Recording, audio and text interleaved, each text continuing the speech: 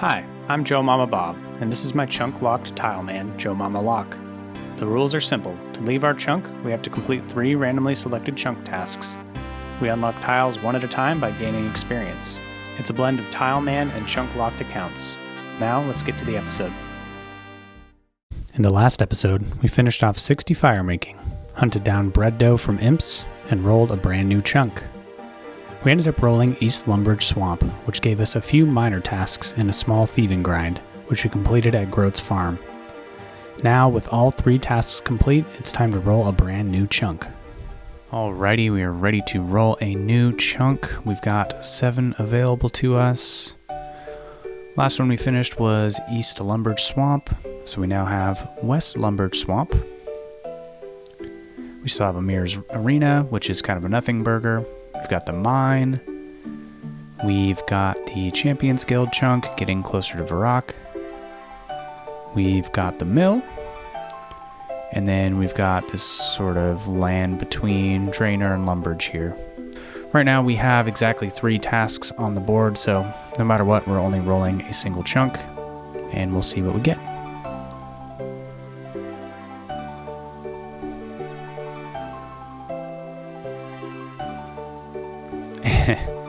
Okay, West Lumbridge Swamp this time.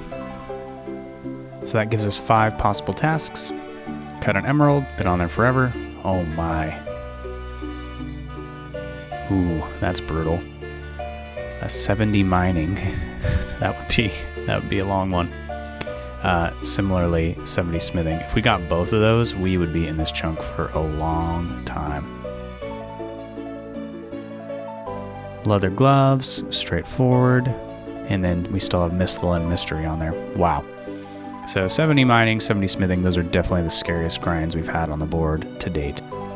5 tasks on the board, a very high chance of getting a long grind here. So let's see what we get. 3, 2, 1. Okay, 3, 2, 1. Well, we got the pretty much worst possible outcome. So we got cut an emerald, so that'll be 27 crafting. We got 70 mining, and we got 70 smithing. So we're going to be working on these tasks for quite a long time. And in addition, I just had my first child about 8 days ago, so I do not have a ton of time to record and play. So let's go take a look at our new chunk and see what the damage is, I suppose. So for 27 crafting, that's pretty straightforward. I do think we'll be doing cowhides and leather, probably all the way there. We could get the gem shop and do some of that as well. When it comes to the mining and the smithing, it's absolutely brutal. This is a brutal combination. It's kind of one of the worst case scenarios, actually, of what we could have rolled here. So I think we pretty much have to do copper and tin to 70. We have mithril and we have coal over here. So we could start mining coal at a certain point. And mithril. Oh man, this is brutal. Yeah, not seeing a way around that, so I also believe that we only have access to a bronze pickaxe. I don't think we can get a better pickaxe, so yeah, Bob's only has a bronze pickaxe. So we're going to end up mining nothing but copper and tin until we have 50 smithing. So we're going to mine. We're going to mine, fill an inventory, run back, probably bank it, or go straight to the furnace. I don't know. This is a tough one. So play is going to be full inventory of copper and tin, run back, smith it, make it into the best item we possibly can, probably drop them all or maybe sell them, run back, do the same thing. We're going to do that to 50 smithing. We'll definitely have the mining level for coal by then. And then we'll probably switch to mining coal for a while. It's a long run back, but if we set it up right, it won't be too bad. We'll build up a bunch of coal. At some point, we'll start to mine some mithril as well. We'll mix that in. And we're going to be doing all of this with a bronze pickaxe. What a blast. So sitting here racking my brain as to where the heck I'm supposed to get thread. And I came to the conclusion that we actually cannot get thread right now with the chunks that we have access to, because the crafting store is outside there. So I'm like, how the heck are we supposed to get 27 crafting? Well, I believe the intended path right now is actually balls of wool to 20, and then cutting sapphires from 20 to 27, assuming I can buy enough from the gem trader, Hopping Worlds. So to get to 20, oh man, 1788 balls of wool. Maybe we'll try to mix it up, do a little bit of that, and then a little bit of mining. I'm here at the sheep pen. We have access to about half of it, so we're going to end up using a lot of tiles in here, just chasing sheep around, so.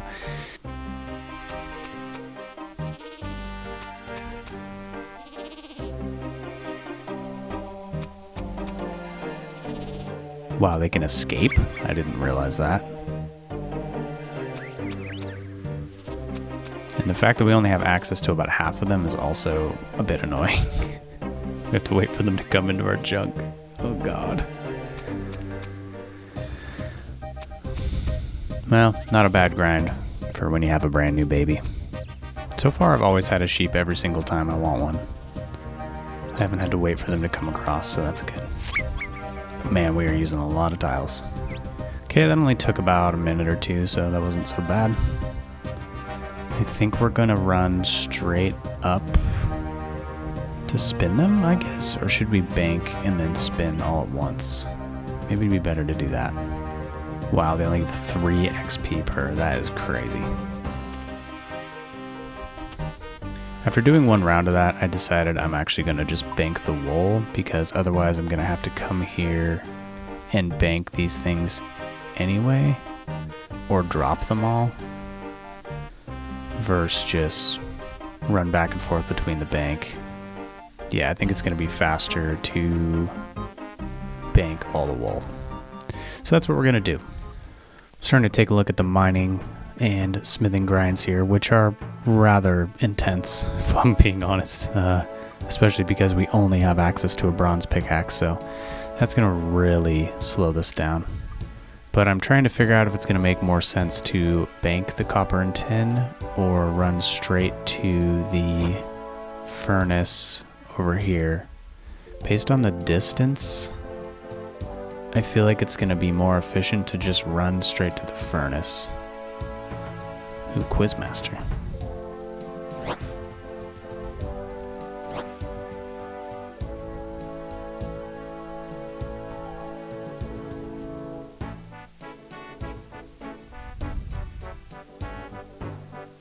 An onion. Delicious. Yeah, I think we want to run straight to the furnace. Otherwise, it's going to add a lot of time to this grind. We'd have to run from the bank back to the furnace, back and forth, and it'll make it a little bit more interesting as we move through. So let's go ahead and unlock a direct path to the furnace here. Oh my goodness, wait, this rusted anvil only works for bronze?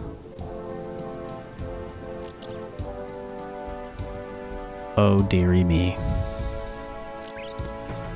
Well, these grinds just keep getting more and more lovely, don't they?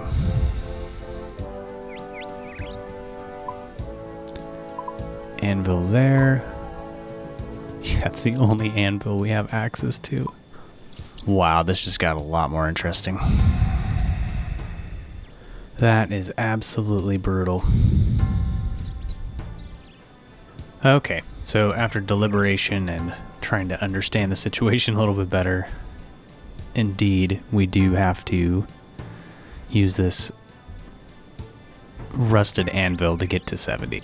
So the way that's going to work is we're going to mine 13 tin, 13 copper, run up here, smelt the bronze bars, make them into the best things we can here, which will eventually be 3 plate bodies and then a few daggers probably, and then drop all that stuff, run back, and do the same thing again. So this is going to be a long grind. It's going to take a long time, so I'm not really ready to calculate it yet. I think I'll look into that a little bit more tomorrow, but it's a serious one.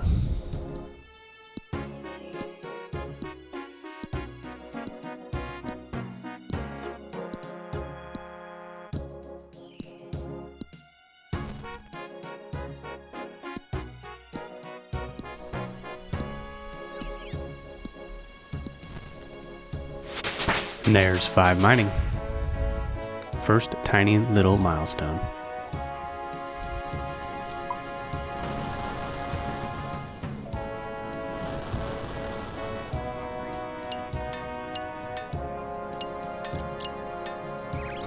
And our first little smithing milestone, level 5 with bronze daggers.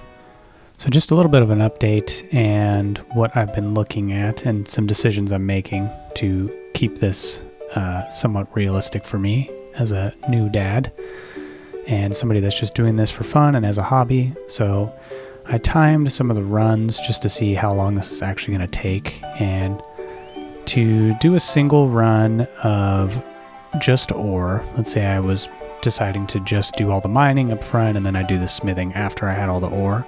It takes about 5 minutes to get a full inventory and run to the bank and back. And we'd need about 40,000 tin and 40,000 copper to have all the ore needed to get to 70. Pretty crazy.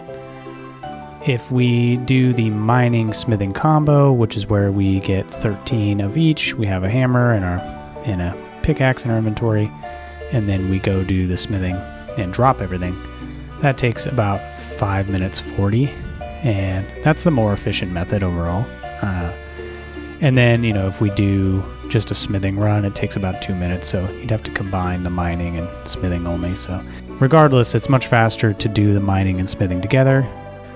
So what are we going to do? The reality is that grind is upwards of 250 hours.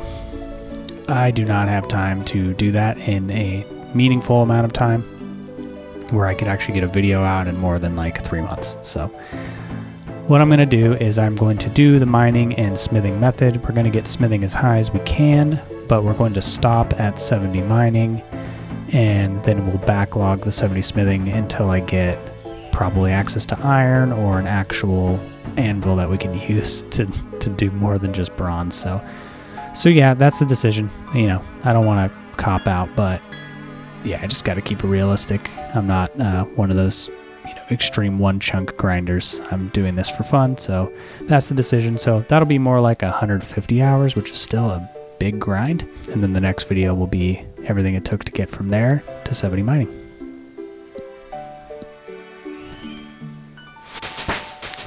And there's 40 mining, about 5% of the way to 70. Long way to go.